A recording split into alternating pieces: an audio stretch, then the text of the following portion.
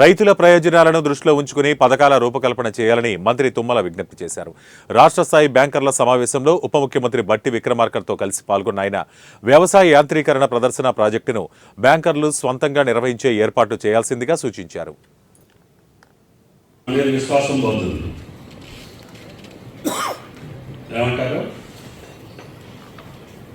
ప్రభుత్వాల మీద కాదు, బ్యాంకర్స్ మీద కూడా విశ్వాసం పోతే ఆ ఇన్స్టిట్యూషన్స్ యొక్క క్రెడిబిలిటీ భవిష్యత్తుకే నష్టం. నేను గతంలో కూడా చెప్పాను, మీరు ఇచ్చినటువంటి అప్పుల మీద మీకు అజమాయిషీ లేదు, మీ పర్యవేక్షణ లేదు. మీరు దాని గురించి ఇస్తే నోట్ చేసుకోవటం, వస్తే దయా దేవుడి దయ, లేకపోతే లేదు. మీ ప్రయత్నాలు కూడా లేవు.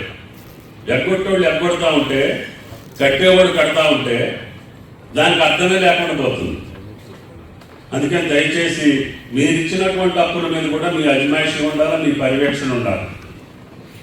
లేకపోతే అవన్నీ మీరు బ్యాక్ డేట్ చేసేసి వాటన్నిటిని ఎక్కడో పెట్టేసి మీ బ్యాంకులకి మీరే నష్టం చేసిన వాళ్ళు అవుతారు. మీ వ్యవస్థలకు నష్టం వస్తే సమాజానికి నష్టం.